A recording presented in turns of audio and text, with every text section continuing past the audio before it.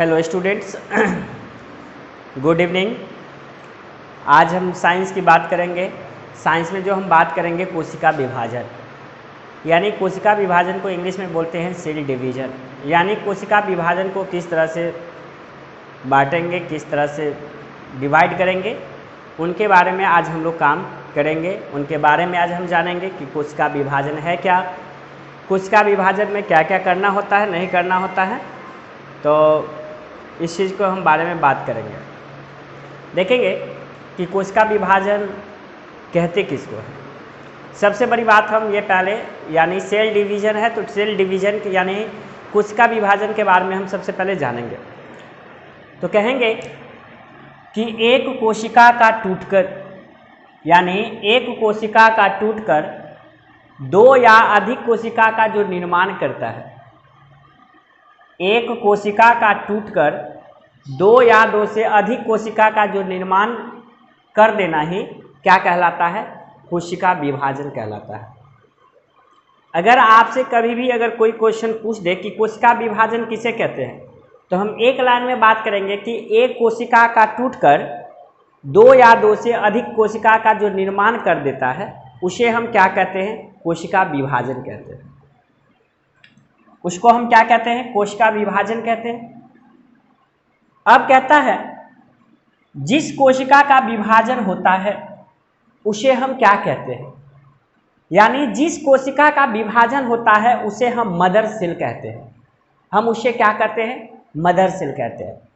ध्यान देंगे कि यहाँ पे हम क्या कहते हैं, मदर सेल कहते हैं। तथा विभाजन के बाद बनने वाली नई कोशिका का जो होता है, बनने वाली जो होता है वह नई कोशिका को हम लोग क्या कहते हैं, तो नई कोशिका को हम लोग कहते हैं डॉटर सेल कहते हैं। क्या कहते हैं बच्चों, डॉटर सेल कहते हैं। अब देखेंगे इसमें अगर बात किया जाए, एक टॉपिक और हम बात करेंगे कि कोशिका का विभाजन जो होता है उसे हम क्या कहते हैं, यानी कौन कोशिका, जिस कोशिका का विभाजन होगा उसे हम क्या कहते हैं, उसको हम लोग कहेंगे मदर सेल कहते हैं बच्चों। और याद रखेंगे, और जब विभाजन के बाद जो बनने वाली जो होती है, जो नई कोशिका का जो निर्माण होता है, जो नई कोशिका का होता है, उसे हम क्या कहते हैं बच्चों, उसको हम कहते हैं डॉटर सेल कहते हैं। क्या कहते हैं, तो डॉटर सेल कहते हैं। अब देखेंगे जंतुओं में, यानी जंतुओं देखते हैं, जीव जंतु लोग जो होते हैं उनमें कहा जाता है कि जंतुओं में जो कोशिका विभाजन जो होता है वह किनके द्वारा होता है, तो जंतुओं में जो कोशिका विभाजन होता है वह सेंट्रोसोम के द्वारा होता है। किनके द्वारा होता है, तो सेंट्रोसोम के द्वारा होता है। मैंने यहाँ बता दिया है कि जंतुओं में जो कोशिका विभाजन होता है वह किसके द्वारा होता है, तो सेंट्रोसोम के द्वारा करता है। उसके बाद कहा जाता है कि पादप में जो होता है कोशिका विभाजन, यानी पादप में जो होता है कोशिका विभाजन किसके द्वारा होता है, तो पादप में जो होता है कोशिका विभाजन होता है वह सेल प्लेट के द्वारा होता है। किसके द्वारा होता है, तो सेल प्लेट के द्वारा होता है। हमने यहाँ बता दिए हैं, नोट में बता दिए हैं कि पादप में जो कोशिका विभाजन जो होता है वह सेल प्लेट के द्वारा होता है। किसके द्वारा, सेल प्लेट के द्वारा होता है। अब याद रखेंगे बच्चों, कोशिका विभाजन को कितने भागों में बांटा गया। अगर आपसे पूछा जाएगा कि कोशिका विभाजन को जो है कितने भागों में बांटा गया, तो हम बता सकते हैं कि कोशिका विभाजन को 3 भागों में बांटा गया है। हमने यहाँ बता दिया है कोशिका विभाजन को कितने भागों में बांटा गया, तो कोशिका विभाजन को 3 भागों में बांटा गया है। पहला का नाम है असूत्री विभाजन, दूसरा का नाम है समसूत्री विभाजन, और तीसरा का नाम क्या है, अर्धसूत्री विभाजन। कभी भी आप याद रखेंगे कि कभी कभी देते हैं कि कभी कभी रहता है एग्जाम में 9 और 10 में कि कोशिका विभाजन को कितने भागों में बांटा गया, तो कोशिका विभाजन को 2 भाग में, 3 भाग में, 4 भाग में, 5 भाग में, या इनमें से कोई नहीं। आपको अगर कभी भी याद रखेंगे कि कोशिका विभाजन को कितने भागों में बांटा गया मेरे प्यारे बच्चों, तो हम जवाब देंगे कि कोशिका विभाजन को जो है वह 3 भागों में बांटा गया। अब कहेंगे कौन कौन सा विभाजन में बांटा गया, तो हमने पहला काम कहेंगे असूत्री विभाजन, दूसरा में काम कहेंगे समसूत्री विभाजन, और तीसरा में जो बांटा गया है मेरे प्यारे बच्चों उसको हम लोग बोलेंगे अर्धसूत्री विभाजन। ठीक है। अब हम बात करेंगे कि असूत्री विभाजन। असूत्री विभाजन में क्या क्या होता है, ठीक है। तो देखिए असूत्री विभाजन में क्या क्या होता है। यह विभाजन जो होता है वह जीवाणु के द्वारा, विषाणु के द्वारा, सूक्ष्मजीव तथा जो है प्रोकैरियोटिक में होता है। किस में होता है? प्रोकैरियोटिक में होता है। उसके बाद बताया जा रहा है इस प्रकार के विभाजन में क्या किसका आकार बढ़ने लगता है। तो इस किस में? असूत्री विभाजन में। असूत्री विभाजन में जो होता है, इस प्रकार के विभाजन में होता है, वह मदर सेल का जो है आकार क्या करने लगता है? बढ़ने लगता है। अगर कहा जाएगा कि मदर सेल का आकार जो होता है कब कौन चीज में बढ़ने लगता है, कौन सा विभाजन में बढ़ने लगता है, तो हम बताएंगे कि अगर जो होता मदर सेल का जो आकार जो बढ़ने लगता है वो असूत्री विभाजन के द्वारा बढ़ने लगता है। किसको मतलब सूत्री के विभाजन के द्वारा? असूत्री विभाजन के द्वारा मदर का सेल जो था, मदर सेल जो क्या करता है? बढ़ने लगता है। अब इससे ध्यान देंगे कि उसके आगे चलकर वह बीच में क्या कर जाता है, उसके आगे में चलकर वह बीच में क्या कर जाता है? वह धंस जाता है। अब हम बात करेंगे असूत्री विभाजन। पहला में हम तो बता दें कोशिका विभाजन को 3 भाग में बांटा गया। एक का नाम है असूत्री विभाजन, दूसरा का नाम है समसूत्री विभाजन। तो अब हम बात किसमें काम करेंगे? समसूत्री विभाजन की बात करेंगे। देखिए यह विभाजन कायिक कोशिकाएं में होता है।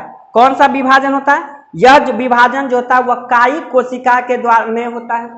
उसके बाद बताया जा रहा है कि जनन कोशिका जो होता है, ओवम यानी स्पर्म को छोड़कर पूरा शरीर जो होता है काटीय कोशिका का बना होता है। किस कोशिका के द्वारा बनाता है? तो काटीय कोशिका के द्वारा क्या होता है? बना होता है। तो अभी जो है हम लोग इसमें बात किए, एक शॉर्ट तरीका से हम लोग बात करेंगे इसमें पूरे में, देखेंगे, ध्यान देंगे कि कोशिका विभाजन। यहाँ तक तो हमने 2 नंबर में समसूत्री विभाजन की बात किया है। यहाँ तक याद रखेंगे कि कोशिका विभाजन किसे कहते हैं, हमने बता दिया। कोशिका विभाजन होता है, जिस कोशिका विभाजन होता है उसे हम क्या कहते हैं? जिस कोशिका का विभाजन होता है उसे हम मदर सेल कहते हैं, और विभाजन होने वाली नई कोशिका का जो निर्माण होता है वह डॉटर सेल कहलाता है। उसके बाद बताया जा रहा है कि जंतुओं में कोशिका विभाजन किसके द्वारा होता है? तो जंतुओं में कोशिका विभाजन जो होता है वह सेंट्रोसोम के द्वारा होता है। अब काम करेंगे पादप में जो कोशिका विभाजन होता है वह किसके द्वारा होता है? तो पादप में कोशिका विभाजन जो होता है वह सेल प्लेट के द्वारा होता है। अब बात करेंगे हम कोशिका विभाजन कितने प्रकार में बांटा गया है। तो कोशिका विभाजन को 3 प्रकार में बांटा गया है, 3 भागों में बांटा गया है। कौन कौन? असूत्री विभाजन, समसूत्री विभाजन, अर्धसूत्री विभाजन। उसके बाद हम असूत्री में बता दिए, उसके बाद समसूत्री विभाजन में बताएंगे, बता दिए हैं। अब हम किस में बताएंगे? अर्धसूत्री विभाजन में अब हम क्या करेंगे? बताएंगे मेरे प्यारे बच्चों। अभी जो हम लोग समसूत्री विभाजन की बात करते हैं, देखिए इसमें जो होता है एक मदर सेल होता है। मदर सेल जो टूटकर होता है वह कौन चीज़ का निर्माण करता है? तो डॉटर सेल का निर्माण करता है। किस चीज़ का निर्माण करता है बच्चों? तो डॉटर सेल का निर्माण करती है। देखिए हमने बताया समसूत्री विभाजन में इसमें एक मदर सेल, कौन सेल? मदर सेल जब टूटकर किस चीज़ का निर्माण करती है? जब मदर सेल टूट जाती है तो वह डॉटर सेल का निर्माण करती है। किसका निर्माण करती है? तो डॉटर सेल का निर्माण करती है। अब ध्यान दीजिएगा यहाँ पे, देखिए दोनों ही डॉटर सेल में जो होता है, दोनों ही डॉटर सेल में जो होता है क्रोमोसोम, यानी क्रोमोसोम संख्या जो होता है समान होती है। क्रोमोसोम यानी गुणसूत्र की संख्या क्या होती है? समान होती है। अतः इसे समसूत्री विभाजन कहते हैं। कौन विभाजन? तो समसूत्री विभाजन कहते हैं। इनके जो अवस्थाएं होती है, और देखिए कौन कौन सी अवस्थाएं होती है। एक होता है इंटरफेस। इंटरफेस में क्या होता है बच्चों? इंटरफेस में होता है, यह सबसे बड़ी अवस्था है। यह सबसे बड़ी क्या है? अवस्था है। इसमें जो होता है वह किस चीज़ का निर्माण होता है? इसमें जो होता है वह डीएनए का निर्माण होता है। और जब डीएनए का निर्माण हो जाता है तो क्रोमोसोम जो होता है वह क्या हो जाता है? तो अलग हो जाता है। अलग का मतलब कहता है कि तुम अब इस साइड में हो जाओ, बगल में हो जाओ, हट जाओ।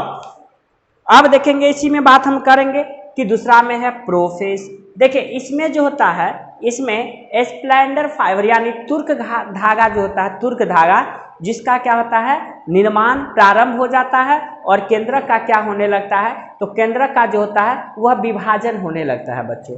क्या होने लगता है, केंद्रक सब जितना भी रहता है उन सभी का क्या होता है विभाजन होने लगता है।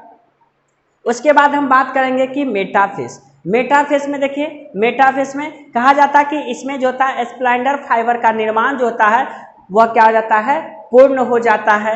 और इसमें उसके बाद बताएंगे, देखिए इसमें जो और होता है लेकिन हम ज़्यादा पढ़ेंगे नहीं, ज़्यादा तो उसमें आता नहीं है हम लोग को। इसमें यही होता है कि कभी कभी पूछ देता है कि समसूत्री विभाजन में अगर इसमें एक मदर सेल, अगर मदर सेल का जो टूट कर जो निर्माण हो जाता है वह किस चीज़ का निर्माण करती है, तो वह जो निर्माण करती है वह डॉटर सेल के द्वारा निर्माण करती है। इसे देखेंगे 2-4 क्वेश्चन जो होता है वह क्या रहता है आपका आता है, ठीक है।